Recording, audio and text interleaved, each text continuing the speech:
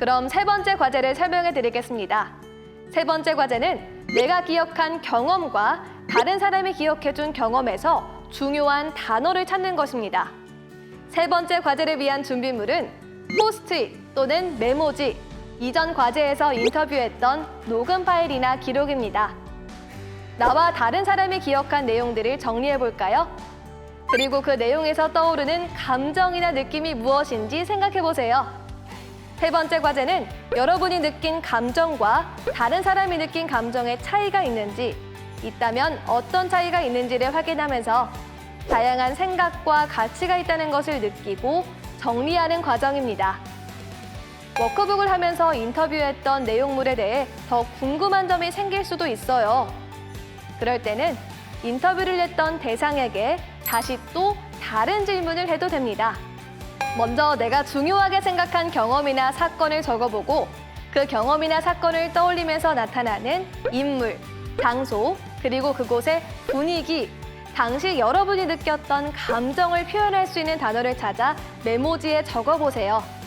여러분이 떠올린 경험에 대한 내용을 모두 작성하셨다면 다음으론 전 과제에서 인터뷰에 있던 내용을 다시 듣거나 보고 인터뷰를 했던 사람이 나에 대해 생각하며 들었던 경험이나 사건을 정리해보고 그 경험이나 사건이 일어난 장소, 그곳에 있었던 다른 인물, 그리고 분위기나 감정에 대한 단어들을 메모지나 포스트잇에 써서 붙여보세요. 중요 단어는 하나의 경험에서도 나올 수 있고 다양한 경험이 합쳐져서 나올 수도 있어요. 중요 단어는 내가 작성했던 경험이나 인터뷰에서 나왔던 내용이나 기억을 보면서 생각해 볼 수 있어요. 혹시 그런 분위기나 감정을 단어로 표현하는 것이 어렵다면 주변에 도움을 받을 수 있는 사람을 찾아 물어봐도 됩니다. 만약 메모지나 포스트잇을 통해 정리한 후 워크북 활동지에 작성할 필요가 없다고 생각한다면 워크북의 내용을 바로 작성해도 괜찮습니다. 여러분은 이번 활동을 통해서 나이 또는 사건에 따라 인상 깊었던 나의 과거를 생각하면서 자신을 돌아보는 시간을 가져볼 수 있습니다. 이를 통해 자신이 소중하게 기억하는 모습을 살펴봅시다. 어렵다고요? 그럼 예시를 들어볼게요. 만약에 동생에게 양손을 놓고 자전거를 탈 수 있다고 자랑하다가 크게 다칠 뻔했다고 적는다면 동생, 높은 언덕, 뭐든 할 수 있다는 자신감, 두려움, 이런 단어를 나열해 볼 수 있겠죠?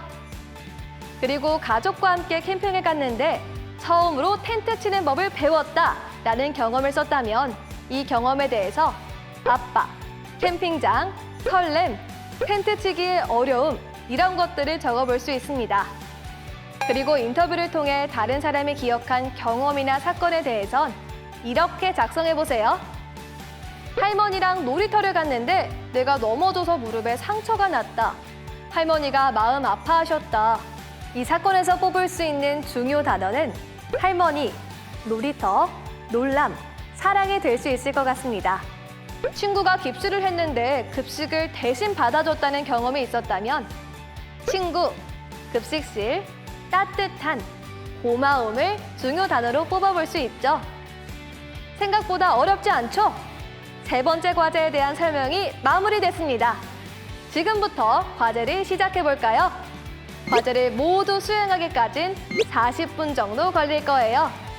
과제가 너무 빨리 끝난다면 여러분이 작성한 활동지를 보면서 내가 기억한 경험 속에서 내가 그 경험을 중요하다고 생각했던 이유를 정리해보세요.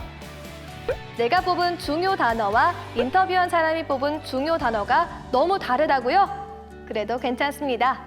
그 모두 여러분에게 중요한 의미를 가진 단어일 테니까요. 과제를 모두 끝낸 후 나는 어느 정도 해냈나요? 란에 오늘의 활동에 대해 스스로 평가해보세요.